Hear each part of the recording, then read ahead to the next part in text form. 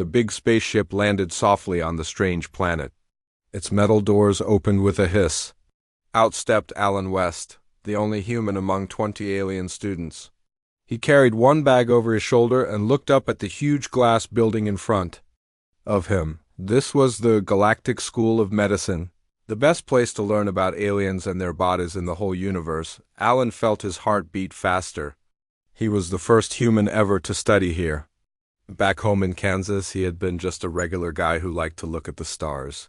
Now, 5 years after aliens first visited Earth, he was about to learn how to be a doctor for all kinds of strange life forms. The air here smelled like mint and metal. 2 suns shined in the purple sky.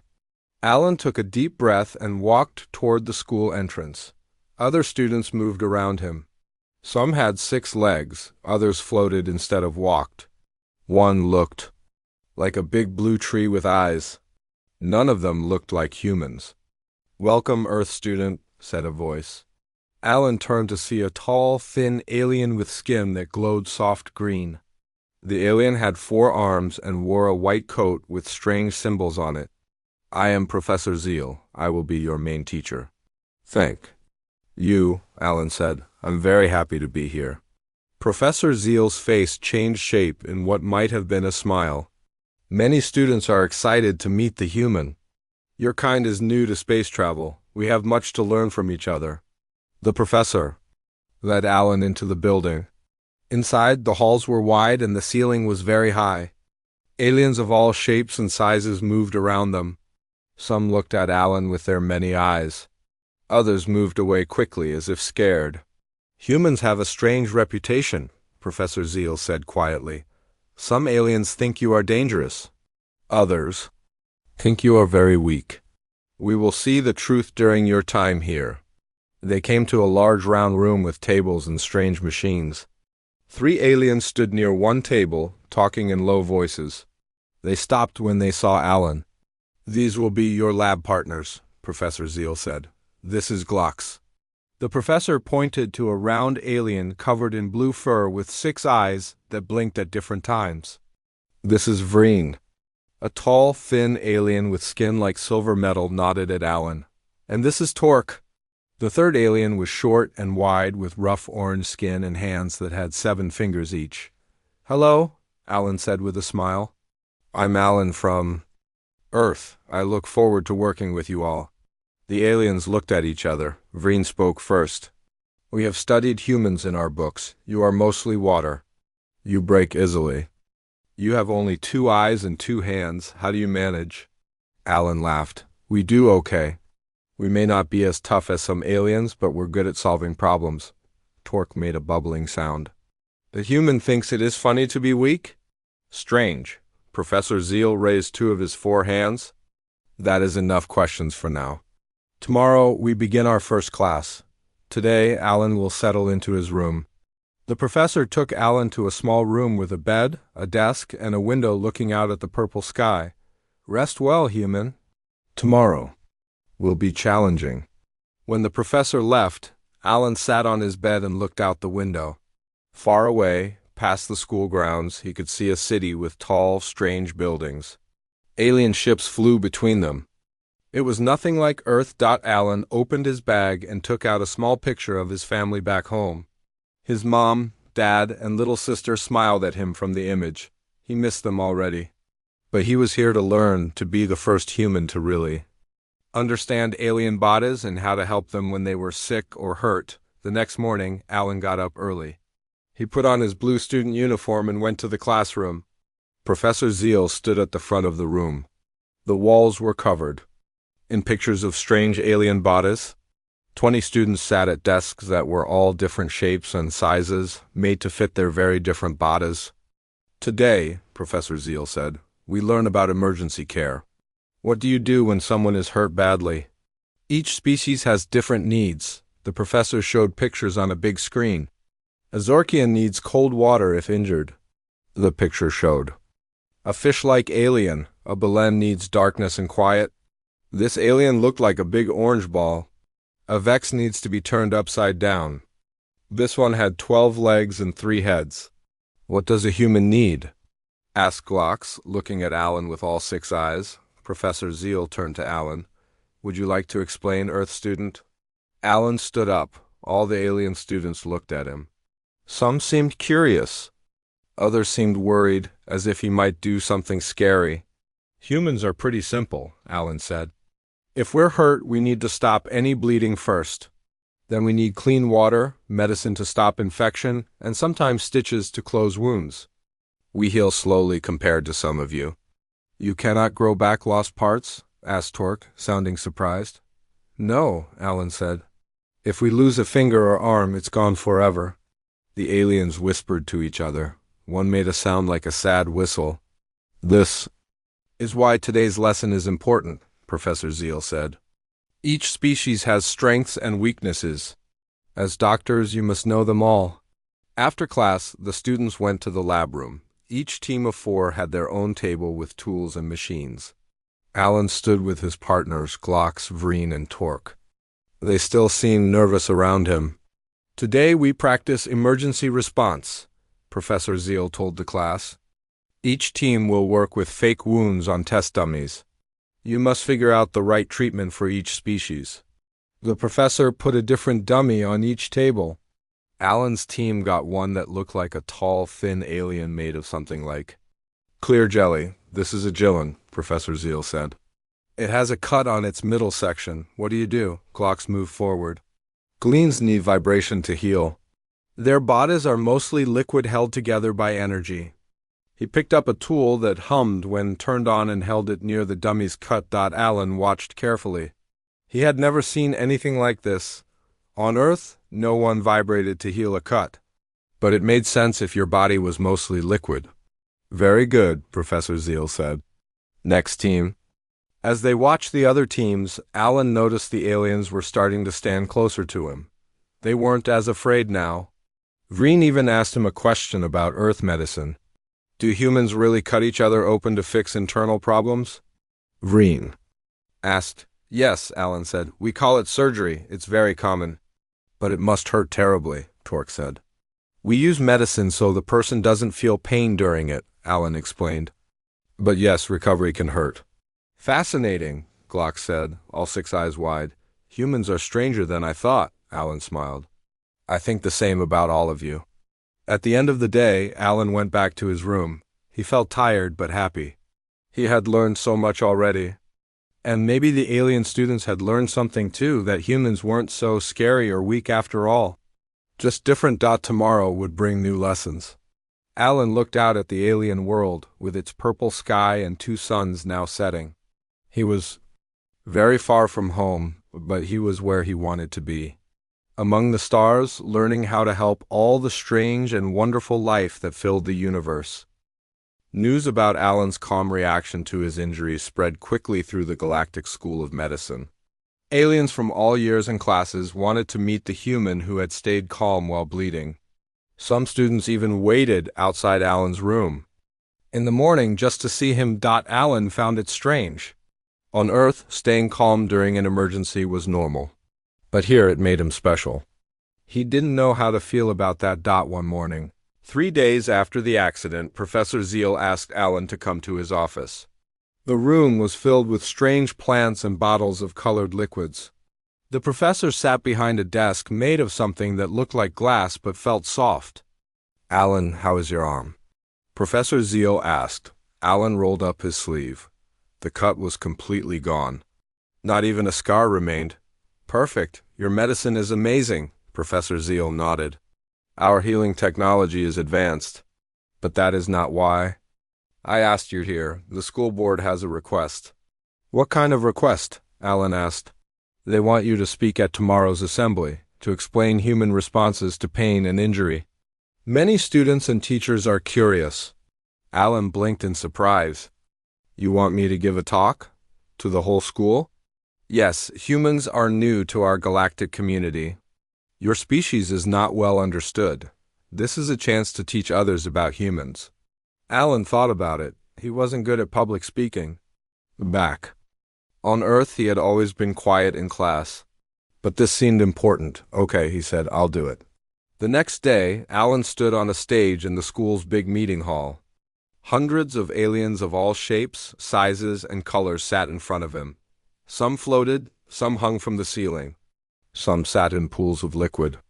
But all watched him with curious eyes, or whatever they used to see. Alan took a deep breath. Hello. My name is Alan West. I am from Earth. I'm here to talk about how humans deal with pain and injury. The room was silent. Even the air felt still. 3 days ago, I got cut in lab class. Many of you were surprised by how I reacted. You expected me to shut down or panic? But I just asked for a bandage. Alan paused. An alien in the front row raised a tentacle. Yes? Alan said. Is this normal for all humans? The alien asked. Its voice sounded like bubbles in water. Pretty normal, yes, Alan said. Humans are taught from childhood to stay calm in emergencies. Panicking makes things worse. If you're hurt, you need to think clearly to get help. Another alien raised a limb. This one looked like a ball of green fur. But doesn't pain stop? You from thinking? Pain is a signal that something is wrong, Alan explained. But humans can push through pain when needed. Our bodies make chemicals called adrenaline and endorphins that help us keep going even when hurt. The aliens whispered to each other. One tall blue alien stood up. We have studied Earth history, the blue alien said. Humans have fought in wars while badly injured. They have walked on broken legs to find help. They have survived in wild places with terrible wounds. How is this possible? Alan thought about how to answer. Humans evolved on a dangerous planet. We weren't the strongest or fastest animals. We didn't have claws or thick skin. We survived by being tough and not giving up. More whispers filled the room. Alan continued. In human history, if you panicked or shut down when hurt, you might die. So we learned to stay calm and keep going. It's not that we don't feel pain. We just don't let it stop us if we can help it. Professor Zeal stood up from his seat. Thank you, Alan. This is valuable information for future doctors. Understanding how different species respond to injury helps us provide better care. After the assembly, many aliens came to talk to Alan. They asked him questions about Earth, about human medicine, about pain. Alan answered as best he could. 1. Small purple alien with 6 legs asked, Can you show us how humans treat injuries on Earth? Alan thought about it. I could do a demonstration in class tomorrow. Show basic first aid, that's what we call emergency treatment. The next day, Alan brought a first aid kit from Earth to his class. Professor Zeal gave him time to show the alien students how humans bandaged wounds, made splints for broken bones, and helped people who couldn't breathe. On Earth, anyone can learn these skills, Alan explained as he wrapped a bandage around Glock's furry arm. Even children. Children? Vreen's silver skin rippled with surprise. You teach your young to treat injuries? Yes, Alan said. Because you never know when someone might need help. Torque watched with all eyes wide open. In my species, only special medical workers touch injured people. Everyone else stays away. That makes sense for some aliens, Alan said. But humans believe helping each other is everyone's job. After class, Professor Zeal took Alan aside. The school board is very interested in human emergency response. They want to add it to our teaching program. Really? Alan couldn't hide his surprise. Yes, your species has a unique approach. While most evolved to avoid injury, humans evolved to deal with it. Both strategies have value. That evening, Alan sat with his lab partners in the school's eating area. The food was strange glowing blue cubes and purple liquid, but Alan was getting used to it. I have a question, Glock said, all 6 eyes blinking. If a human loses a limb, they cannot grow it back, correct? That's right, Alan said. We can't regrow body parts. Then why aren't you more careful? Vreen asked. Why take risks? Alan thought about mountain climbers on Earth, about firefighters running into burning buildings, about doctors helping sick people even when they might get sick too. Because sometimes the risk is worth it, he said. Humans believe some things are more important than safety. The aliens looked confused. Torque's orange skin wrinkled. More important than safety? Like what? Like helping others, Alan said. Like exploring new places, like standing up for what's right. The aliens were quiet. Alan could tell they were thinking hard about his words. "Your species is strange," Glox finally said, "but interesting." Alan smiled. "I think the same about all of you." That night, as Alan wrote in his journal about the day, he realized something. He had come to space to learn about aliens. But he was also learning about humans seeing his own species through new eyes. Sometimes you had to leave home to understand where you came from. He touched his arm where the cut had been. The aliens thought humans were special for staying calm. When hurt, maybe they were right. Maybe being human was more interesting than he had ever realized. A month passed at the Galactic School of Medicine. Alan became used to the strange food, the purple sky, and the many different kinds of aliens. His lab partners Glox, Vreen, and Torque now treated him like a friend, not just a strange human. One morning, Professor Zeal made an important announcement to the class. "Next week, we will take a field trip to the Space Medical Center. You will see real doctors treating real patients from many different planets." The students buzzed with excitement. Alan felt excited too. So far, he had only learned about alien medicine in classrooms and labs. Now he would see it in a real hospital. "Is it far away?" Alan asked Glox. "It's on a space station orbiting this planet," Glox answered, blinking all 6 eyes. "We will take a shuttle to get there." The day of the field trip came. The students lined up to board a large shuttle ship. It was silver and shaped like an egg. Inside were seats of many different shapes and sizes for the different alien bodies. Alan found a seat between Vreen and a blue alien named Zor, who had no mouth and talked through his skin. The ship lifted off with a soft hum. Through the window, Alan watched the school get smaller. Then they were in space, with stars all around. "First space flight?" Zor asked, his blue skin rippling with the words. "No," Alan said. "But it still feels amazing every time." The shuttle docked at a huge space station. It looked like a wheel with many spokes coming from the center. The students followed Professor Zeal through long hallways. Aliens of all kinds moved around them. Some wore white coats like doctors. On Earth, others were clearly patients, with bandages or strange medical devices attached to them. "This is the largest medical center in this part of the galaxy," Professor Zeal explained. "Over 500 species are treated here." They entered a large room with beds and machines. Doctors moved between the beds, checking on patients. A tall green alien with 4 legs came to meet them. "Welcome, students," the green alien said. "I am Dr. Plex. I will show you around today." Dr. Plex led them through different parts of the hospital. They saw rooms for surgery, for testing, and for recovery.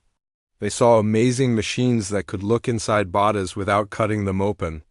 They saw medicine that glowed and changed colors.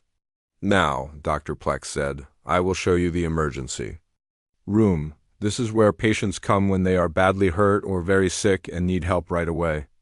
The emergency room was busy and noisy. Doctors and nurses ran between beds. Strange sounds and smells filled the air. Alan tried to understand what was happening to each patient, but it was all so different from Earth hospitals.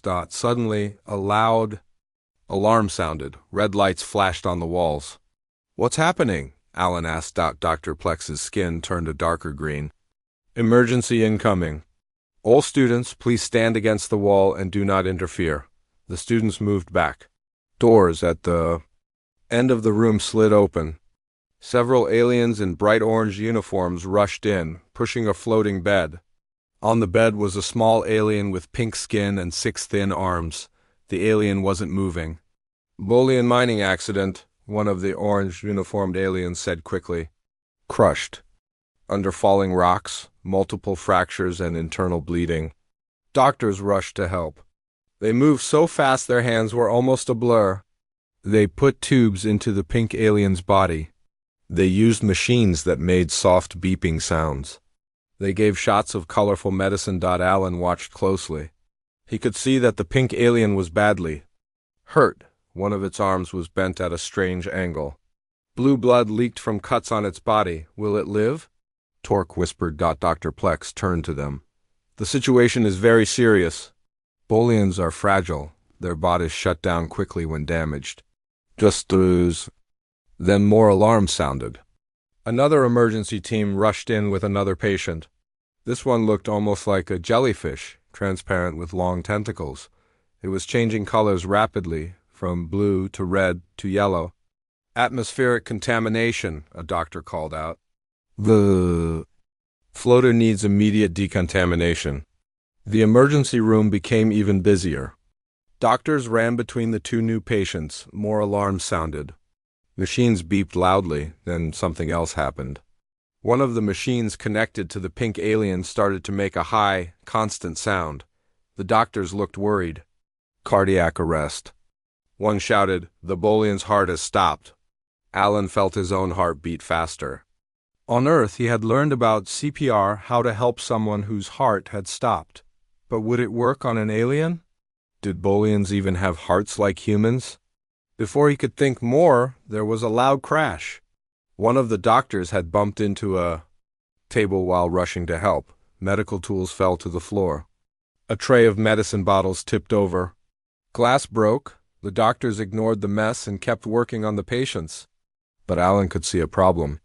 A large piece of broken glass had fallen into a machine that was helping the Bolian breathe. Smoke started to come from the machine dock. No one else seemed to notice. They were all focused on trying to restart the Bolian's heart. Without thinking, Alan stepped forward. He moved quickly to the machine and carefully reached in to remove the glass. It cut his finger, but he ignored the small pain. He found the part that was smoking and quickly disconnected it. The smoke stopped. One of the doctors finally noticed him. "Human student, get back to the wall." "Your breathing machine was breaking," Alan said calmly, showing the piece of glass. "I fixed it." The doctor looked surprised, then nodded quickly, and went back to helping the Bolian. Professor Zeal came to Alan's side. "You're bleeding," the professor said, pointing to Alan's cut finger. Alan looked down. A small drop of red blood was on his finger. "It's just a tiny cut. I'm fine." The alien students stared at him. Once again, they seemed amazed by his calmness. "You went into danger to help," Vreen said, "even though you got hurt." Alan shrugged. "It wasn't a big deal. The machine was more important than my finger." Across the room, the doctors finally got the Bolian's heart working again. The machine Alan had fixed was helping the pink alien breathe. The emergency was under control. Dr. Plex came to the students. "I apologize for the unexpected excitement. Emergency medicine is always unpredictable." The human helped. Glocks sighed, pointing at Alan. "He fixed a machine while it was smoking." Dr. Plex looked at Alan with interest. "Did you?" Most student observers would be too afraid to step in during a real emergency. "He wasn't afraid when he got cut in our lab." "Either," Torque added. "Humans stay calm when hurt." Alan felt his face get warm.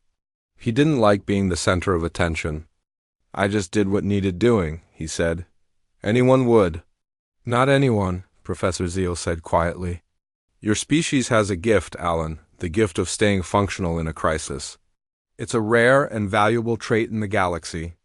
As they left the emergency room, Alan thought about the professor's words. Was it really so special to stay calm in an emergency? To humans, it seemed normal. But maybe in the big galaxy, with so many different kinds of life, even normal human things could be special. The final tests at the Galactic School of Medicine were coming soon. All students were nervous, even Alan. They had learned so much about alien bodies and how to help them when they were sick or hurt. Now they would need to show what they knew, Professor. Zeal explained the test to the class. "You will work in your lab groups. Each group will face a medical emergency with a test dummy. You must work together to save the patient. You will be graded on how well you work as a team and if your patient lives." The students whispered to each other. This sounded hard and scary. "What kind of emergency will it be?" asked a student from the back of the room. "You won't know until the test begins," Professor Zeal said. "Just like real doctors don't know what emergency they will face each day." Alan met with his lab partners that evening to study. They sat in a common room with glowing plants for light. Glocks brought strange blue snacks that tasted like Earth cookies. "I'm worried about the test," Torque said, his orange skin looking paler than usual. "What if we get a species we don't know well?" "We've studied all the major species," Vreen said. The tall silver alien was looking through notes on a thin, clear screen. "And we have Alan. Humans are good in emergencies." Alan smiled. "We'll all need to work together. Each of us knows different things." They studied late into the night. Alan learned more about Zorkian breathing problems. Vreen explained bell and birth emergencies. Glock showed how to treat Vex poison exposure. Torque described Moloch's heart failures the day of the final test came. The students gathered in a large room with many small areas separated by walls. Each lab group waited for their turn to be called. "West Glock's Vreen, Torque," called a teacher. "Area 5 now." Alan and his lab partners walked to Area 5. Inside was a bed with a shape under a cover. Medical tools and machines were on tables nearby. A screen on the wall would show the patient's condition. "Begin," said a voice from a speaker. Vreen pulled back the cover. On the bed was a test dummy that looked like a human. It had pink skin, 2 arms, 2 legs, and a head with hair.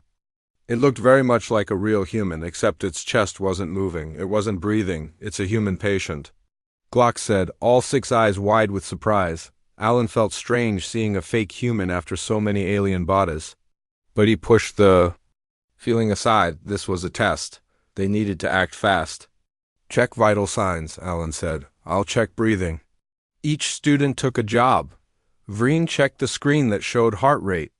Glocks used a tool to scan for injuries. Torque checked body. "Temperature? No breathing," Alan reported. "Heart rate very slow. Body temperature too low." "Scan shows bleeding inside the chest," Glock said. "And the lung on the right side has collapsed," Alan thought quickly. In humans, these were very serious problems. The patient could die soon without help. "We need to re-inflate the lung and stop the bleeding," he said. "Vreen, get the chest tube kit." Torque, prepare blood replacement fluid. Glocks, monitor vital signs. The aliens moved quickly.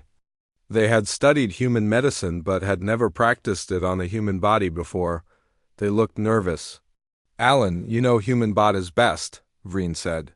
"You should do the main treatment." Alan nodded.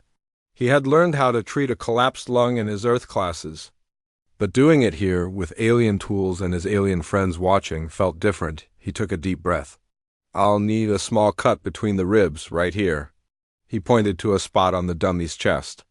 "Then we insert a tube to let air out and help the lung open again." Alan's hands were steady as he made a small cut. He carefully pushed a thin tube into the chest. On the monitor, they could see the lung start to inflate again. "Good," Alan said. "Now we need to find the bleeding and stop it." The team worked together. Glocks used a special light that could see through skin to find the bleeding. Vreen prepared tiny tools that could seal blood vessels. Torque mixed medicine that would help blood clot dot as they worked. Alarms started to sound. The dummy's heart was beating too fast, then too slow, then it stopped. "Cardiac arrest," Vreen said, silver skin flashing with worry. "Start CPR," Alan ordered. Torque, chest compressions. Vreen, get the heart stimulator ready. Torque put his 7-fingered hands on the chest and pushed down again and again. Alan counted the rhythm. Vreen prepared a device that could restart a heart. "Ready?" Vreen said. "Stop compressions," Alan told Torque. "Clear away from the body." Everyone stepped back. Vreen put the device on the chest. It made a soft humming sound. The dummy's body jerked. On the screen, the heart started beating again. Slow at first, then normal. "It's working," Glock said, 6 eyes blinking fast. "The human is stabilizing." They finished treating the bleeding. They gave medicine to help the body heal. They watched the monitors as the dummy's condition improved. "Test complete," said the voice from the speaker. "Please exit Area 5. Outside, Professor Zeal was waiting. "How do you think you did?" he asked. The students looked at each other. "I think we saved the patient," Alan said. "You did," Professor Zeal confirmed. "And you worked well as a team. Each of you did your part." Torque's orange skin wrinkled with happiness. It was strange to treat a human. Usually Alan is teaching us about his species. That was intentional, Professor Zeal said. We wanted to see if non-human students could treat a human emergency, and if a human could lead a team of aliens. The next day, all students gathered in the big meeting hall to hear their results. The school leaders stood on the stage. One by one, they called groups to receive their grades. West Glocks Vring Torque, called the head of the school, a tall, purple alien with eyes on stalks, please come forward. The four friends walked to the stage. Alan felt nervous. Had they done well enough? This group faced one of our most difficult test scenarios, the head of school said. A human with multiple life-threatening injuries. Not only did they save the patient, but they showed excellent teamwork across species. The head of school handed them a glowing blue crystal. Highest honors. You have shown the true spirit of galactic medicine, working together across differences to save lives. The room filled with sounds of alien applause. Some clapped hands, others stomped feet. Some made whistling noises or flashed colored lights. From their bodies as they left the stage, Vreen turned to Alan. When you first came to the school, many thought humans were strange or weak. But now they see humans are special in their own way. All species are special in their own way, Alan said. That's what I've learned here. We're all different, but we can all help each other. That night, there was a celebration for all students who passed their tests. Music played strange alien sounds that somehow still felt happy. Students ate foods from many different planets.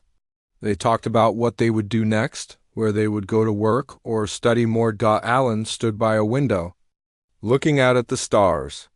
In a few days, he would go back to Earth for a visit.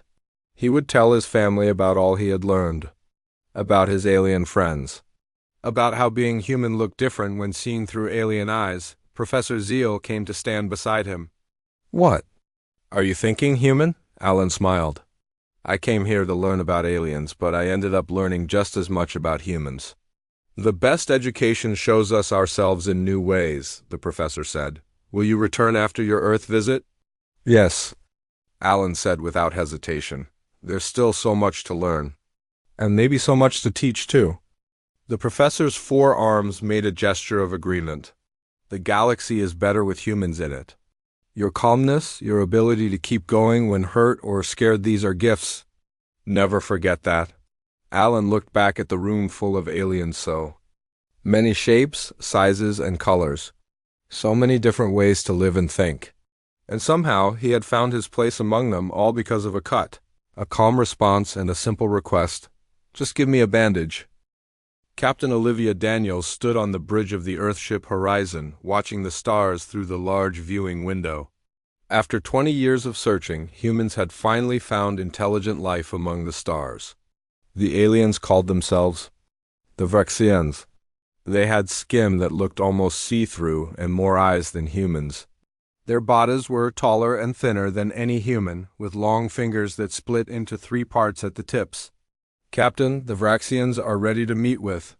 U.S., said Lieutenant Scott Bennett. He was Olivia's second in command and had been with her for 5 years now. Good, let's not keep them waiting, Olivia said. She straightened her blue uniform and checked her short brown hair in the reflection of a nearby screen. First impressions mattered, especially when meeting aliens for the first time. The meeting room was set up in the middle section of the horizon. The walls were white and clean. A long table with chairs on both sides filled the center of the room. Earth flags stood in the corners, and pictures of beautiful Earth landscapes hung on the walls.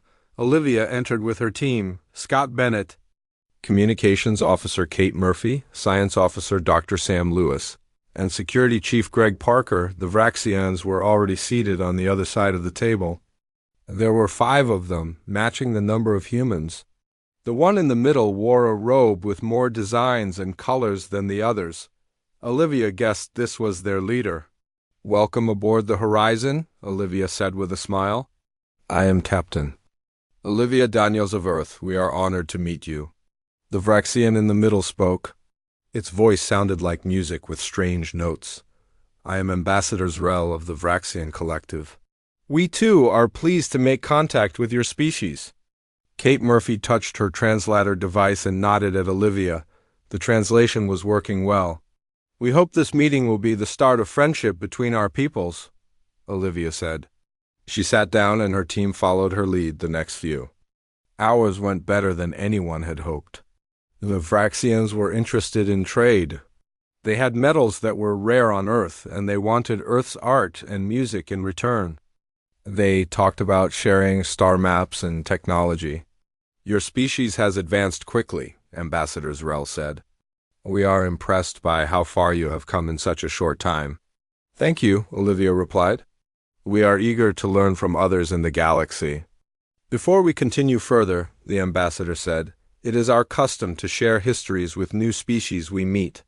Would you do us the honor?" Olivia looked at Kate, who nodded. "We would be happy to." Officer Murphy has prepared a data device with Earth's history, culture, and achievements. Kate stood up and walked around the table. She handed a small silver disc to Ambassador Zrel. "This contains everything from our earliest civilizations to our current time. It has our art, music, literature, and major historical events." The ambassador took the disc and placed it on a flat device in front of him. A hologram appeared above it, showing images from Earth's history. The Vraxians watched with their many eyes as pictures of ancient Egypt, Rome, and China floated by. Then came the Renaissance, the Industrial Revolution, and modern times, but then the images changed to show wars. The American Civil War, World War I, World War II, nuclear explosions, the Middle East conflicts, terrorist attacks. The Vraxians began to shift in their seats. Their skin, which had been a calm blue color, started turning purple. Their eyes blinked rapidly. Olivia noticed the change. "Is something wrong, Ambassador?" Ambassador Zrel stood up suddenly. All the other Vraxians followed. This is what your species has done to each other?" "Our history contains both achievements and failures," Olivia said carefully. "Like any species, we have made mistakes as we developed." "Mistakes?" The ambassador's voice was no longer musical. It was sharp and high. "You call this collection of violence mistakes? Your entire history is filled with killing your own kind." The other Vraxians were touching devices on their wrists. Suddenly, they all had weapons in their hands. The weapons looked like silver tubes that glowed at one end. Security Chief Parker moved his hand toward his gun, but Olivia stopped him with a look.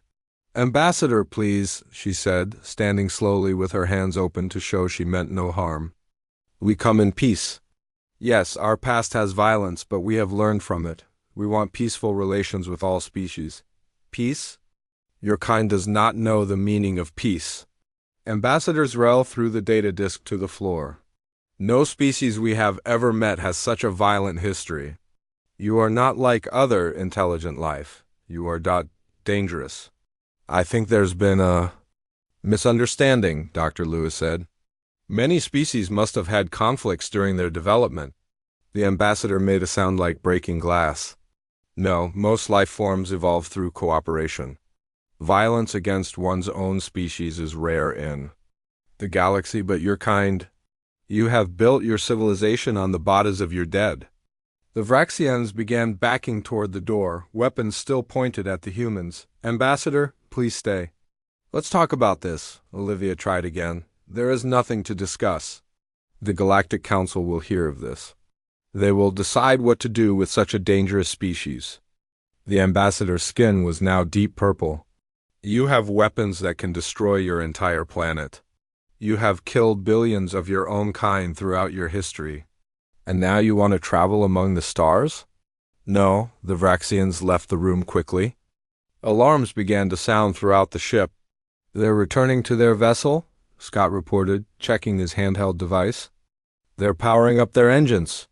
Olivia rushed back to the bridge with her team. On the main screen, they watched as the Vraxian ship disconnected from the horizon and moved away at high speed. "Should we follow them, Captain?" Scott asked. "No," Olivia said. "That would only confirm their fears." She sat in her command chair and took a deep breath. "Contact Earth Command immediately. Priority 1 message." Minutes later, Admiral John Clark's face appeared on the screen. His gray hair and lined face showed his 50 years of service. "Captain Daniel's report," he said. "Admiral, the diplomatic." "Mission has failed," Olivia said. "The Vraxians have left with threats to report us to something called the Galactic Council. They were ... afraid of us, sir. Afraid of our history of violence." The Admiral was quiet for a moment. "Return to Earth immediately, Captain. If what you're saying is true, we may have accidentally declared our existence to the galaxy in the worst possible way." As the horizon turned back toward Earth, Olivia couldn't shake the feeling that humanity's first contact with alien life had just started something they couldn't stop. They had wanted to find friends among the stars. Instead, they might have found enemies who saw humans as the monsters of the galaxy. And the worst part was, looking at human history, Olivia wasn't sure the aliens were wrong.